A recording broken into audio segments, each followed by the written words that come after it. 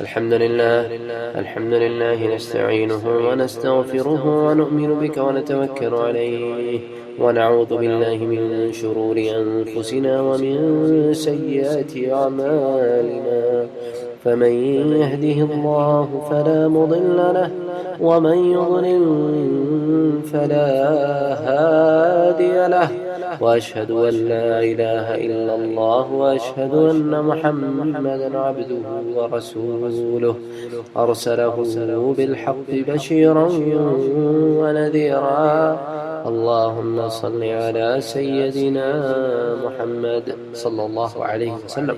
آج کے درس میں انشاءاللہ تعالی ہم حضرت علی رضی اللہ تعالی عنہ اور بی بی فاطمہ الزہرا رضی اللہ تعالی عنہا کے نکاح اور رخصتی کے بیان کریں۔ جیسا کہ ہم پچھلے دروس میں اس بات کو ڈسکس کر چکے ہیں کہ غزوہ بدر اپنے اختتام کو پہنچی اور وہ تمام مسائل جو غزوہ بدر کے آس پاس پیش ہیں، اب اس کے بعد ہم سیدۃ النساء العالمین کا عقد بیان فرمائیں گے۔ بی بی فاطمہ الزہرا رضی اللہ تعالی عنہا حضرت صلی اللہ علیہ وآلہ وسلم کی 4 صاحبزادیوں میں سب سے چھوٹی تھی۔ جیسا کہ ہم پچھلے دروس میں پڑھ چکے ہیں کہ آپ صلی اللہ علیہ وآلہ وسلم کی سب سے بڑی صاحبزادی جن کا نام بی بی زینب رضی اللہ تعالی عنہا تھا، جن کے بارے میں ہم کچھ حالات پہلے پڑھ چکے ہیں اور کچھ غزوہ بدر کے ضمن میں پڑھ چکے ہیں۔ اس کے بعد بی بی رقیہ، پھر ام کلثوم اور پھر بی بی فاطمہ۔ تو بی بی زینب ہے، پھر بی بی رقیہ ہے، پھر بی بی ام کلثوم ہے اور پھر بی بی فاطمہ۔ اور بی بی رقیہ کے بارے میں بھی آپ پڑھ چکے ہیں کہ ان کا انتقال ہوا جب بدر ختم ہوئی اور بدر کی خبر مدینے پہنچی، تو وہ وقت تھا کہ صحابہ کرام بی بی رقیہ کو دفنا کر وہاں سے جنت البقیع سے نکل گئے۔ تو یہ حضرت صلی اللہ علیہ وآلہ وسلم کی 4 بیٹی اور 2 بیٹوں کے بارے میں بھی آپ پڑھ چکے ہیں کہ ایک کا نام قاسم جو سب سے بڑے صاحبزادے تھے، اور اس کے بعد عبداللہ جو ان کے بعد پیدا ہوئے، اور یہ 6 کے 6 بچے سارے کے سارے بی بی خدیجہ الکبریٰ رضی اللہ تعالی عنہا سے پیدا ہوئے۔ اس کے بعد حضرت صلی اللہ علیہ وآلہ وسلم کا بی بی ماریہ قبطیہ سے ایک صاحبزادے حضرت ابراہیم رضی اللہ تعالی عنہ پیدا ہوئے، لیکن باقی لڑکوں کی طرح ان کا بھی انتقال بچپن میں ہو۔ انشاءاللہ بعد میں جب ذکر آئے گا تو پھر اس کو ذرا تفصیل سے ذکر کریں۔ خیر، بی بی فاطمہ الزہرا رضی اللہ تعالی عنہا اس وقت پیدا ہوئی جب کفار مکہ کعبۃ اللہ کی اثر نو تعمیر کر رہے تھے۔ اب یہ حضرت صلی اللہ علیہ وآلہ وسلم کو نبوت آپ نے اعلان نہیں کیا تھا۔ اعلان نبوت سے کوئی قبل 5 سال قبل کی بات ہے کہ جب حضرت صلی اللہ علیہ وآلہ وسلم بھی اس تعمیر میں شریک تھے، اور اس کی ڈیٹیل آپ پچھلے دروس میں جا کے دیکھ سکتے ہیں۔ بہرحال حضرت صلی اللہ علیہ وآلہ وسلم کی عمر مبارک اس وقت 35 برس تھی، اور پھر بی بی فاطمہ الزہرا رضی اللہ تعالی عنہا جوان ہوئی مکی زندگی میں، اور اس کے بعد آپ ان کی کچھ واقعات پہلے پڑھ چکے ہیں کہ کس طرح انہوں نے حضرت صلی اللہ علیہ وآلہ وسلم کی مدد کی۔ اور پھر مدینہ ہجرت کرنے کے بعد کئی صحابہ کرام نے حضرت صلی اللہ علیہ وآلہ وسلم کو اپروچ کیا بی بی فاطمہ الزہرا کے لیے، لیکن آپ نے ہر بار خاموشی اختیار کی۔ اور یہی وجہ تھی کہ ایک دن حضرت ابو بکر اور حضرت عمر رضی اللہ تعالی عنہم جب اپنا رشتہ بھیجنے کے بعد حضرت کی اس خاموشی کو دیکھا تو مسجد النبوی میں بیٹھے ایک دفعہ ذکر کر رہے تھے صحابہ کرام، جس میں حضرت ابو بکر بھی تھے، حضرت عمر بھی تھے، کہ دیکھو ہم سب نے رشتہ بھیجا، ہم سب چاہتے تھے کہ حضرت صلی اللہ علیہ وآلہ وسلم سے ہماری رشتہ داری قائم ہو جائے، لیکن حضرت صلی اللہ علیہ وآلہ وسلم نے انکار کیا، خاموشی اختیار کی، انکار تو نہیں کیا لیکن جواب کوئی نہ دیا۔ سب نے رشتہ بھیجا ہے سوائے علی کے، اور علی کی شادی بھی نہیں ہوئی، تو کیوں نہ علی سے کہا جائے کہ علی تم بھی رشتہ بھیجو۔ تو حضرت ابوبکر صدیق رضی اللہ تعالیٰ عنہ ایکچولی انیشیٹڈ دس کنورسیشن۔ اب آپ یہ دیکھیں ان لوگوں کے بارے میں جو اس بات کو افواہ بناتے ہیں اور حضرت علی اور حضرت ابوبکر کے تعلقات کو اچھالتے ہیں، یا حضرت عمر کے۔ اب دیکھیں حضرت علی کی شادی کے لیے فکر مند کون ہے؟ حضرت ابوبکر، حضرت عمر۔ اور یہی نہیں صرف کہ مسجد نبوی میں انہوں نے بات ڈسکس کی ہو، حضرت ابوبکر اٹھے ہیں وہاں سے اور حضرت عمر کو ساتھ لے کے، اور یہ حضرت حضرت علی کی تلاش میں نکلے ہیں کہ حضرت علی ملیں اور حضرت علی سے پھر بات کی جائے کہ علی تم اللہ کے رسول صلی اللہ علیہ وآلہ وسلم کی بیٹی فاطمہ کے لیے اپنا رشتہ بھیجو. یہ اتنی فکر اسی کو ہوتی ہے جسے محبت ہو، جسے خلوص ہو، جسے پیار ہو. تو حضرت علی رضی اللہ تعالیٰ عنہ اپنی اونٹنی کو پانی پلا رہے تھے ایک انصاری کے باغ میں، تو وہاں پر ملاقات ہوئی. تو حضرت ابوبکر صدیق رضی اللہ تعالیٰ عنہ نے حضرت علی سے کہا کہ علی تم فاطمہ کا ہاتھ کیوں نہیں مانگتے؟ اچھا کمال کی بات یہ ہے کہ اس سے تھوڑے دنوں پہلے حضرت علی کو ان کی لونڈی نے کہا کہ یا علی حضرت فاطمہ کے رشتے آ رہے ہیں، تم بھی بھیجو. تو حضرت علی نے کہا کہ تم میری مالی حالت جانتی تو ہو، اب ان مالی حالات کے ساتھ میں اللہ کے رسول کے پاس رشتہ بھیجوں؟ میرے پاس ہے کیا؟ میں تو اپنا گزر بسر کر لیتا ہوں، بڑی بات ہے. تو ایک طرف تو اس لونڈی نے حضرت علی کے ذہن میں یہ بات ڈالی کہ آپ بی بی فاطمہ کے لیے رشتہ بھیجیں، ایک طرف پھر یہ حضرات پہنچ گئے. تو حضرت علی نے کہا کہ حضرت ابوبکر، حضرت عمر رضی اللہ تعالی عنہ، آپ تو جانتے ہیں کہ میرا کیا حال اور میں تو اپنی افورڈیبلٹی بڑی مشکل سے مینٹین کر پاتا ہوں، پھر حضرت صلی اللہ علیہ وآلہ وسلم کی بیٹی، اور وہ بیٹی جس کو آپ سب سے زیادہ چاہتے ہیں، پھر اس کا حق ادا کروں؟ اب میں جسارت نہیں کرتا. حضرت ابوبکر نے کہا اللہ کے بندے، اگر مال پہ اللہ کے رسول کی نظر ہوتی تو کتنے عمراء مدینہ کی امیر لوگوں نے جو تم سے بہت درجہ بہتر ہیں مالی طور پر، ان کا اللہ کے رسول رشتہ نہ لے لیتے. اللہ کے رسول نے سب پر خاموشی اختیار کی. تو ان کی نظر مال پر نہیں ہے، کچھ اور اللہ کو منظور ہے. تم جا کے بات تو کرو. حضرت علی کہتے ہیں کہ انہوں نے مجھے اتنا کنونس کیا کہ میں نے کہا اچھا ٹھیک ہے، اب حضرت ابی بکر میں جا کر اللہ کے رسول سے بات کرتا ہوں. حضرت بکر نے کہا کوئی مسئلے کی بات نہیں، تم بات تو کر کے دیکھو. خیر حضرت علی رضی اللہ تعالیٰ عنہ فرماتے ہیں کہ میں حضرت کی خدمت میں حاضر ہوا، اور اللہ اکبر سبحان اللہ، کیا پیارا کیا خوبصورت واقعہ ہے. اس کو ذرا غور سے سنیے گا. حضرت علی کہتے ہیں میں آیا اور میں آ کے بیٹھ گیا، لیکن ہمت نہیں کر پایا کہ کیسے مانگوں. اللہ اکبر، یہ تو ہم ہیں نا، ہم ہیں بدتمیز لوگ جو اپنی زبانیں دراز کر دیتے ہیں. صحابہ کو تو ادب تھا، وہ ہماری طرح بے ادب نہیں تھے. اللہ کے رسول کے پاس آ کے بیٹھ گئے، کہتے ہیں شرم سے بات نہیں ہوتی. اللہ کے رسول صلی اللہ علیہ وآلہ وسلم کچھ دیر تک تو میری خاموشی دیکھتے رہے، پھر حضرت نے خود فرمایا ما جا بکا، کیوں آئے ہو علی، کیسے آئے ہو؟ اللہ کا حاجہ کوئی کام ہے؟ اللہ اکبر. وہ جس نے بچپن سے پال کے بڑا کیا ہو وہ تو پھر جانتا ہے نا، اور پھر اللہ کا نبی بھی ہو. اس نے حضرت علی کہتے ہیں کہ اب میں کیا کہوں، میں کیا کہوں، کیوں آیا ہوں؟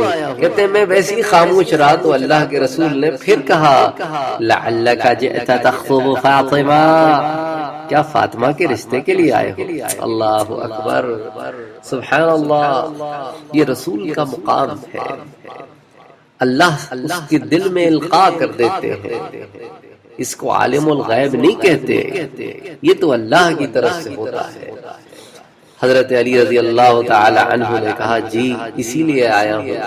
اللہ کے رسول صلی اللہ علیہ وآلہ وسلم بی بی فاطمہ کے پاس گئے اور کہا کہ فاطمہ علی آیا ہے اور تم سے نکاح کرنا چاہتا ہے. بی بی فاطمہ تو زہرا رضی اللہ تعالی عنہا ابھی پیچھے کی بات نہیں جانتی تھی، تو کہا اللہ کے رسول صلی اللہ علیہ وآلہ وسلم آپ میرا نکاح ایک غریب آدمی سے کرنا چاہتے ہیں؟ علی تو بڑا غریب ہے، میری بہنوں کی شادیاں تو سرداروں سے ہوئی ہیں جو امیر ہے. تو اللہ کے رسول نے کہا کہ فاطمہ تیرے لیے کتنے رشتے آئے، لیکن میں نے اپنی زبان نہیں کھولی اور تیرے پاس پوچھنے بھی نہیں آیا، لیکن یہ تو اللہ نے عرش سے حکم بھیجا ہے. تو بی بی فاطمہ تو بھی آخر پھر اللہ کے رسول کی بیٹی تھی نا، کہ اگر اللہ کا حکم ہے اور آپ کی مرضی ہے تو فاطمہ حاضر ہے.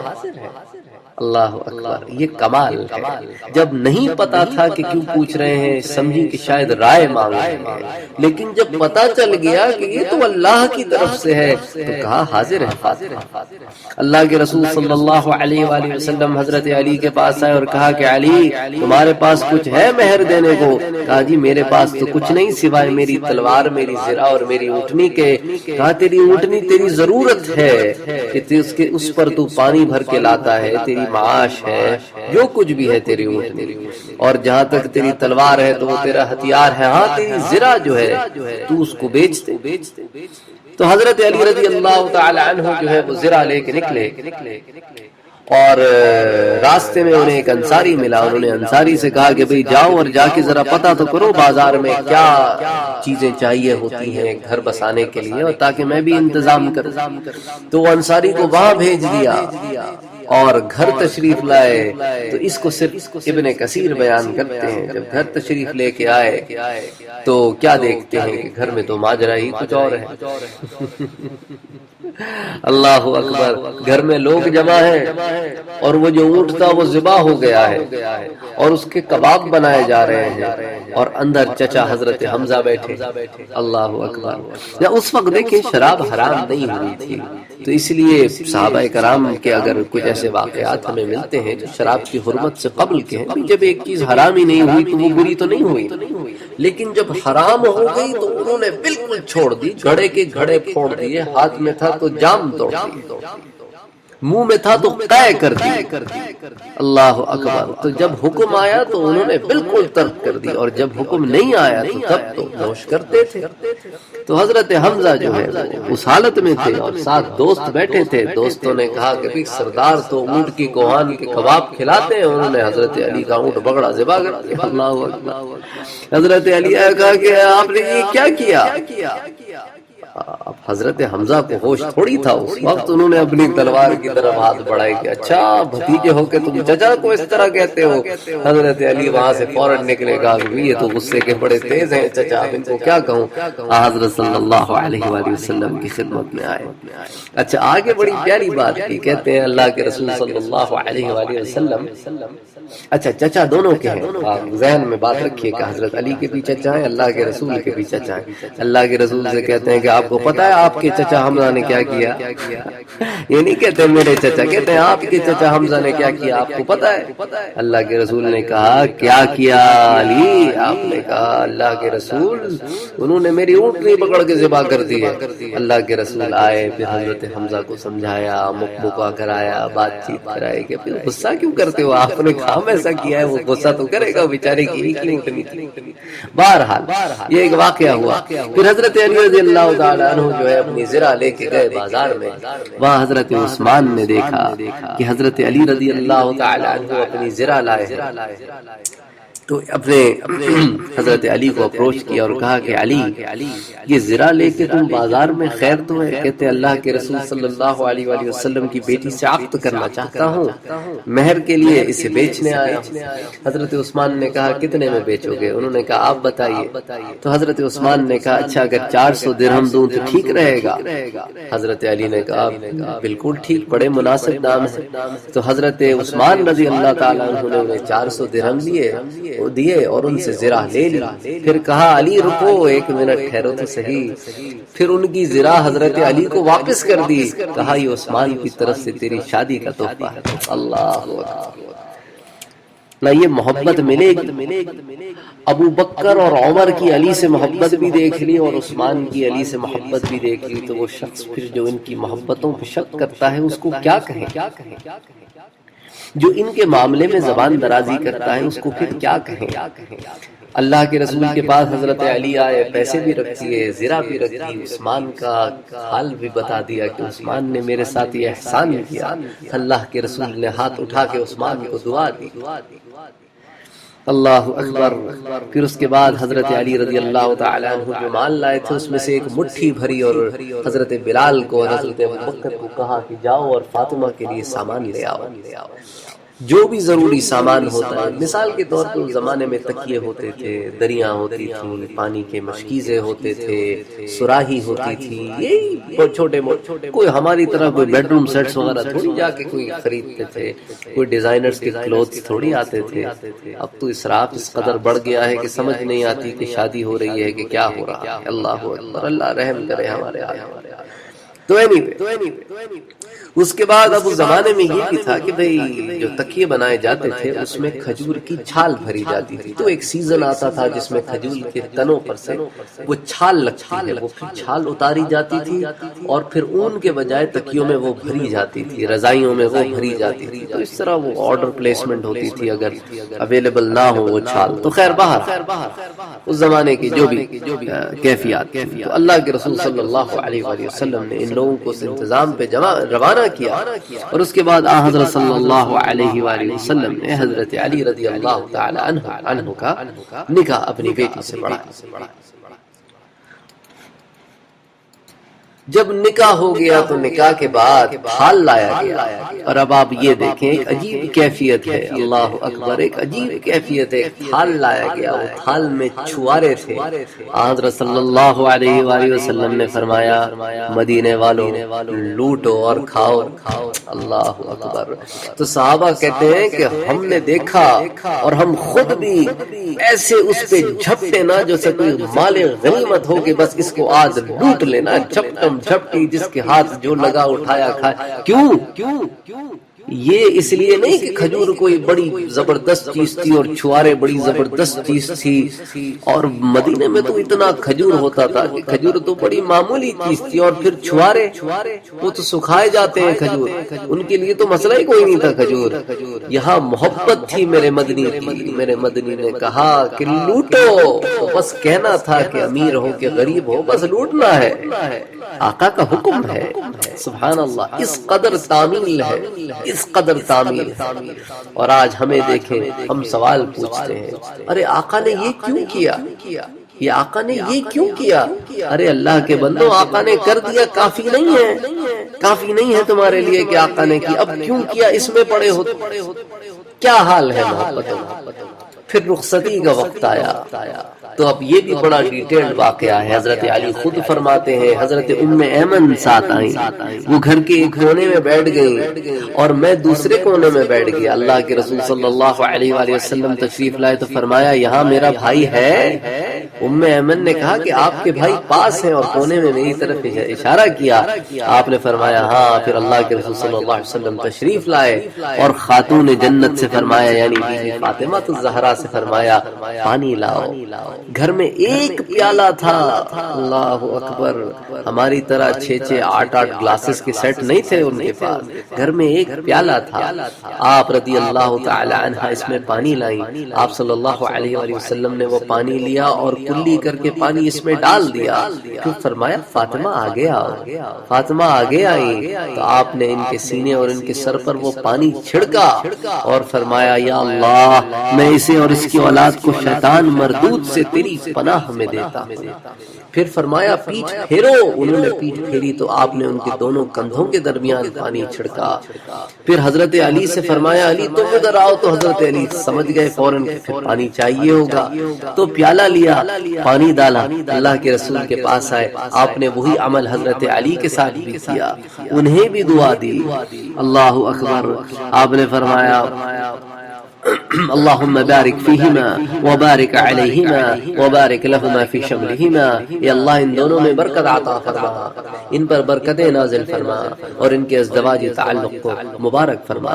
اس کے بعد آپ نے سورہ اخلاص پڑھی، قل هو اللہ احد اللہ الصمد لم یلد ولم یولد ولم یکن لہ کفوا احد۔ پھر معوذتین پڑھی یعنی قل اعوذ برب الفلق اور قل اعوذ برب الناس، ان دونوں کی تلاوت فرمائی، اور پھر حضرت علی سے فرمایا اللہ کے نام پر اور اس کی برکت کے ساتھ اپنی اہلیہ کے پاس جا۔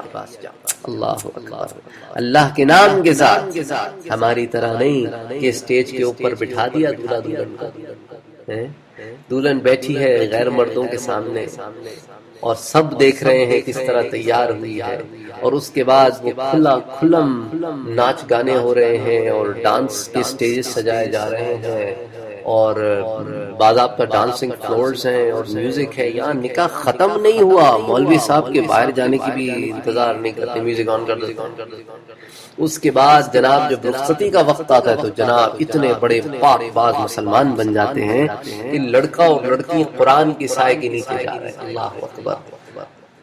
یعنی وہ جو ابھی قرآن کے تمام اصولوں کو توڑ کر میاں بیوی بیٹھے تھے، ڈانس کر رہے تھے سب کے سامنے، اب وہ قرآن کے نیچے جائیں گے تو اس سے کیا ہوگا؟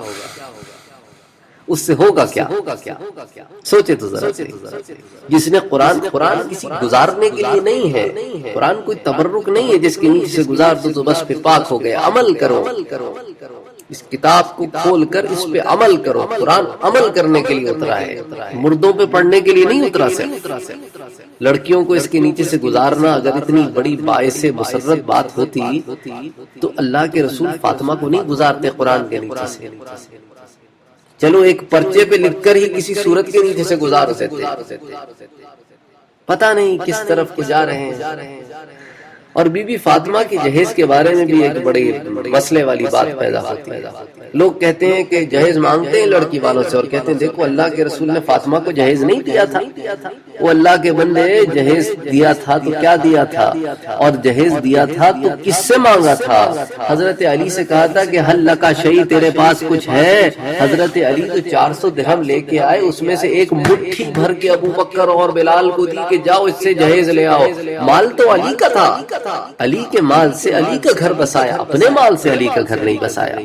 اور ہم لڑکی کے ماں باپ کو فورس کرتے ہیں کہ پیسے دو، ہمارے بیٹے کو بیڈ روم سیٹ چاہیے، ہمارے بیٹے کو گاڑی چاہیے. اس نے زندگی میں بائی سائیکل بھی نہیں دیکھی ہو، اس کو گاڑی چاہیے. اور حضرت محمد مصطفیٰ صلی اللہ علیہ وآلہ وسلم نے جو بیٹی کو جہیز میں دیا وہ کیا تھا؟ وہ بان کی چارپائی تھی، وہ چمڑی کا گدا تھا جس کے اندر روئی کے بجائے کھجور کے پتے تھے، ایک چھاگل تھی، ایک مشک تھی، 2 چکیاں تھیں اور 2 مٹی کے گڑھے تھے. اور پھر بہت ساری دعائیں تھیں اور محبت تھی کہ اللہم بارک فیہما وبارک علیہما وبارک لہما فی نسلہما، ان کی نسلوں میں برکتیں عطا فرما. تو دیکھو اس نسل سے پھر کون کون پیدا ہوا. حسنین کریمین پیدا ہوئے، حضرت حسن اور حضرت حسین رضی اللہ تعالی عنہم کو حسنین کریمین کہتے ہیں. بی بی ام کلثوم اور بی بی زینب رضی اللہ تعالی عنہا وعنہما پیدا ہوئے. یہ لوگ پیدا ہوئے اس نسل سے، اور آپ ان کے مقام کو جانتے ہیں. اللہ نے انہیں بڑا مقام دیا. خیر پھر کسی اور وقت اس بارے میں جائیں گے، لیکن اب آپ یہ دیکھیں کہ حضرت صلی اللہ علیہ وآلہ وسلم نے جب یہ فیصلہ فرمایا ان دونوں کے ساتھ تو پھر 2 راتوں تک آپ صلی اللہ علیہ وآلہ وسلم ابھی اپنی بیٹی کے پاس نہیں آئے. پھر جو 2-3 دن کے بعد آئے تو بیٹی اور داماد حضرت علی لیٹے ہیں، آپ آ کے بیٹھ گئے. تو بیٹی نے باپ سے کہا کہ اللہ کے رسول صلی اللہ علیہ وآلہ وسلم، ہمارے پاس صرف یہ ایک چیز ہے جس کو ہم اوڑھتے ہیں اور رات میں اس کو اوڑھ لیتے ہیں اور دن میں اس میں چارہ ڈال کر اونٹ کو کھلا دیتے ہیں.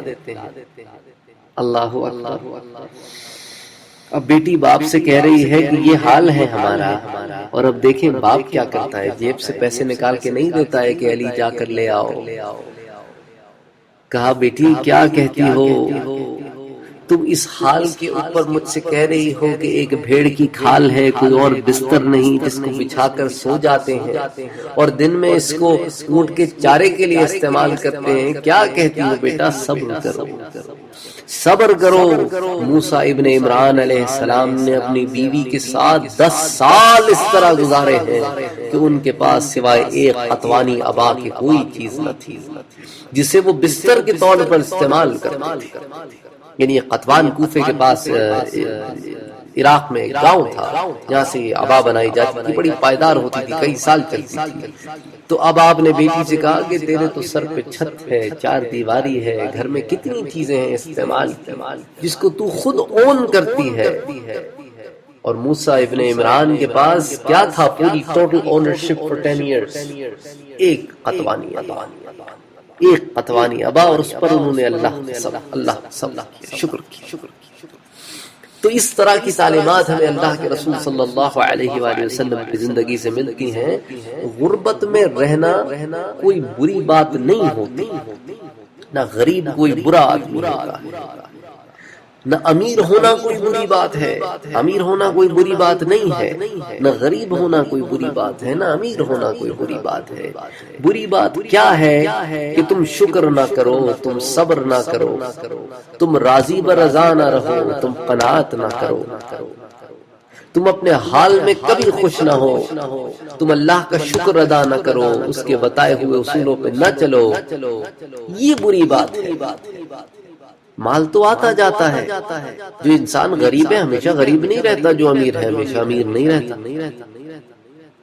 تو عمارت پہ بیس نہ کرو کہ یار یہ کیسا آدمی ہے، یہ تو اتنا بڑا عالم ہے اور کتنا امیر ہے۔ وہ اللہ کی مرضی، اللہ نے اس کو دیا ہے، اگر حلال طریقے سے امیر ہوا ہے تو تم کو کیا مسئلہ ہے؟ ضروری ہے کہ عالم غربت میں رہے، پسماندگی میں رہے، کوئی ضروری نہیں ہے، کوئی ضروری نہیں ہے۔ اگر وہ اپنی زندگی کو حلال طریقوں سے گزارتا ہے اور شریعت کے مطابق گزارتا ہے تو that is the bottom line۔ تو خیر بہرحال اللہ کے رسول صلی اللہ علیہ وآلہ وسلم 3-4 روز کے بعد جو حضرت علی کے پاس آئے تو پھر یہ معاملہ۔ اچھا، حضرت علی سے اللہ کے رسول نے یہ بھی کہا تھا کہ علی نکاح تو ہو گیا ہے لیکن رخصتی اور نکاح میں کچھ گیپ تھا۔ حضرت نے فرمایا کہ علی ایسا کرو کہ تم کوئی مکان کرائے پہ لے لو، تو حضرت علی نے ایک مکان کرائے پہ لے لیا۔ اور وہ مکان حضرت کے مکان سے کافی دور تھا، تو بی بی فاطمہ نے کہا کہ علی کیا ایسا نہیں ہو سکتا کہ میں اپنے باپ کے قریب کوئی مکان کرائے پہ لے لوں؟ حضرت علی نے کہا کہ بی بی یہ مل گیا ہے، غنیمت ہے۔ انہوں نے کہا کہ اچھا تم حارثہ سے کیوں نہیں مانگتے؟ حارثہ نے اللہ کے رسول کو آلریڈی بھی تو حارثہ بن نعمان نے کتنے مکان دیے ہیں۔ حضرت فاطمہ الزہرا بارگاہ رسالت میں حاضر ہوئی اور عرض کی کہ اللہ کے رسول میں آپ کے قریب موو ہونا چاہتی ہوں، یہ بہت دور پڑتا ہے، آپ کو دیکھتی نہیں ہوں، آپ مجھے دیکھتے نہیں ہیں، تو آپ کے قریب میں موو ہونا چاہتی ہوں، تو کیا ایسا نہیں ہو سکتا کہ آپ حارثہ بن نعمان سے ہمارے لیے کوئی مکان ہی دلوا دیں؟ اللہ کے رسول نے فرمایا کہ حارثہ نے اس سے پہلے کئی مکانات مجھے دیے ہیں، اب مجھے اس کو تکلیف دیتے ہوئے شرم آتی۔ یہ بات تو آنی جانی ہو گئی، لیکن یہ بات کسی طرح حارثہ تک پہنچ گئی۔ حارثہ حضرت صلی اللہ علیہ وآلہ وسلم کی خدمت میں حاضر ہوئے اور کہنے لگے یا رسول اللہ، میرے مکان جو آپ مجھ سے لے لیتے ہیں وہ مجھے زیادہ محبوب ہیں ان مکانوں کی بنسبت جو میرے پاس رہ جاتے ہیں اور آپ نہیں لیتے ہیں۔ اللہ کے رسول خدا را رحم کریں، یہ مکان آپ لے لیں۔ اللہ کے رسول صلی اللہ علیہ وآلہ وسلم کے مکانات کے برابر ایک مکان یہاں اگر آپ جائیں تو ریاض الجنت سے بہت قریب ایک بہت بڑا بک شیلف ہے، تو وہاں پر بی بی فاطمہ الزہرا رضی اللہ تعالی عنہ کے گھر کی دیوار تھی جہاں حضرت صلی اللہ علیہ وآلہ وسلم جو ہے وہ تہجد کی نماز بھی پڑھا کرتے تھے۔ تو خیر بہرحال وہ مکان پھر حضرت صلی اللہ علیہ وآلہ وسلم نے اپنی بیٹی کو دے دیا۔ تو یعنی یہ محبت باپ بیٹی اور حضرت علی کوئی اعتراض نہیں تھا کہ ٹھیک ہے باپ کے قریب رہنا چاہتے تو باپ بھی تو دیکھو نا کون ہے، ہم اپنا کیریکٹر تو ویسا پیدا کریں، پھر ان خواہشات کا اظہار بھی کریں اور صبر و شکر کے ساتھ اپنے گھر کی چار دیواری میں رہیں، فتنے نہ کریں۔ مسئلہ سارا یہ ہوتا ہے کہ فتنے ہو جاتے ہیں، فتنہ بردازی نہ کریں، محبت سے پیار سے رہیں۔ تو اللہ کے رسول صلی اللہ علیہ وآلہ وسلم کی زندگی میں کئی ایسے مواقع ہیں جن سے ہم پڑھ کر، جن کو سن کر ہم بہت کچھ سیکھ کر اپنی زندگیوں کو امپروو کر سکتے ہیں۔ خیر بہرحال اس شادی سے 5 اولادیں ہوئی، حضرت حسن، حضرت حسین، ام کلثوم اور بی بی زینب، اور ایک حضرت محسن رضی اللہ تعالی عنہ بھی پیدا ہوئے جن کا بچپن میں انتقال ہو گیا، تو وہ سروائیو نہیں کر سکے، لیکن 4 بچوں نے سروائیو کیا اور بڑے ہوئے، اولاد ہوئی حضرت حسن، حضرت حسین، ام کلثوم اور بی بی زینب۔ اچھا یہاں پر کچھ ایسے واقعات بھی میں ذکر کرتا چلوں جو کتابوں میں آ گئے ہیں اور جھوٹے ہیں، تاکہ فرق پتہ چل جائے حق و باطل کا۔ تو ایک جھوٹا واقعہ جو کتابوں میں آیا ہے وہ یہ کہ حضرت علی کو جو حضرت عثمان میں زرہ دی اور پیسے دیے، اس سے پھر ہوا یہ کہ اگلے دن حضرت عثمان جب صبح اٹھے تو ان کے گھر کے باہر 40 تھیلے رکھے ہوئے تھے اور ہر تھیلے میں گولڈ کوئنز تھے 400، اور ہر گولڈ کوئن کے اوپر رحمان کی ضرب تھی۔ یہ جھوٹا واقعہ ہے۔ اتنے سارا سونا اگر حضرت عثمان کو ملتا، آپ اس کو ذرا ملٹیپلائی تو کریں نا، 400 ٹائمز 40، 16,000 گولڈ کوئنز مدینے میں نہ دیتے تو مدینہ امیر نہ ہو جاتا؟ یعنی بندہ کی عقل کرے یار۔ پھر دوسرا ایک اور جھوٹا واقعہ جو لوگ ذکر کرتے ہیں کہ حضرت علی رضی اللہ تعالیٰ عنہ ایک دن بی بی فاطمہ کا اظہار بند لے کے نکلے کہ اس کو بیچیں اور اس سے جو پیسے ملے اس سے گھر کا کچھ معاملہ چلے۔ تو راستے میں ایک شخص ملا، اس نے کہا کہ علی ایسا کرو تم مجھ سے ادھار پہ یہ اونٹ لے لو، یہ اونٹ خرید لو بلکہ مجھ سے۔ حضرت علی نے کہا بھی پیسے تو نہیں ہے میرے پاس، ان سے کہا اچھا ادھار کر لو۔ تو انہوں نے اس سے ادھار پہ اونٹ خرید لیا۔ آگے چلے ایک اور آدمی ملا، اس نے کہا کہ اچھا یہ اونٹ بیچتے ہو؟ حضرت علی نے کہا ہاں ٹھیک ہے میں اس کو بیچتا ہوں۔ تو جتنے پہ ادھار کیا تھا اس کے اوپر کچھ پروفٹ رکھ کے بیچ دیا۔ تو آگے پھر وہ آدمی مل گیا جس نے پہلی دفعہ اونٹ بھیجا تھا، کہنے لگا میرا اونٹ کہاں ہے؟ حضرت علی نے کہا وہ تو میں نے بیچ دیا۔ اس نے کہا اچھا تو پھر میرے اونٹ کے پیسے مجھے واپس کرو۔ حضرت علی نے اس کو اونٹ کے پیسے واپس کیے، جو پروفٹ تھا وہ گھر لے آئے۔ بی بی فاطمہ نے کہا کہ تمہارے پاس یہ مال کہاں سے آیا؟ تو انہوں نے کہا بھئی یہ واقعہ ہوا ہے، اور اللہ کے رسول کے سامنے جب یہ بات آئی تو آپ نے کہا ہاں جو پہلا شخص جو ملا تھا وہ جبریل تھا، جو دوسرا ملا تھا وہ میکائیل تھا۔ یہ واقعے جب دونوں کے دونوں علامہ سیوطی کے سامنے رکھے گئے تو انہوں نے کہا کہ یہ جھوٹ ہے، یہ ثقہ نہیں ہے، یہ من گھڑت واقعات ہے۔ تو خیر بہرحال کیونکہ ہم اس ٹاپک پر تھے تو ایک بات میں یہ بھی اس میں عرض کرتا چلوں۔ تیسری بات وہ ایک یہ بھی ہے کہ حضرت محسن رضی اللہ تعالیٰ عنہ جو حضرت علی اور بی بی فاطمہ کی اولاد تھی، جو ان کا بچپن میں انتقال ہوا، ان کا انتقال پیدا ہونے کے بعد ہوا، نہ یہ کہ بی بی فاطمہ کے پیٹ میں ہوا، نہ یہ کہ حضرت عمر رضی اللہ تعالیٰ عنہ سے ہوا۔ تو وہ جو جھوٹے واقعات آپ سنتے ہیں ان کی کوئی اصل نہیں ہے۔ اللہ کے بندو ذرا سوچو تو صحیح، ایک بچے کا انتقال اگر ماں کے پیٹ میں ہو جائے تو کوئی الٹرا ساؤنڈ مشینز تو اس زمانے میں تھی نہیں، تمہیں پتہ کیسے چلا کہ اس کا جنڈر میل تھا کہ فیمیل تھا؟ مطلب سوچو نا یار کہ وہ بی بی فاطمہ کو جو ہے وہ ابورشن ہو گیا اور وہ یہ ہو گیا اور وہ ہو گیا۔ کچھ عقل کرو، جب تک بچہ پیدا نہ ہو تو پتہ کیسے چلے گا کہ اس کی جنس کیا تھی اس زمانے میں؟ تو خیر بہرحال انسان کو اپنے ذہن اور اپنی عقل کھلی رکھ کے یہ تمام معاملات کو دیکھنا چاہیے۔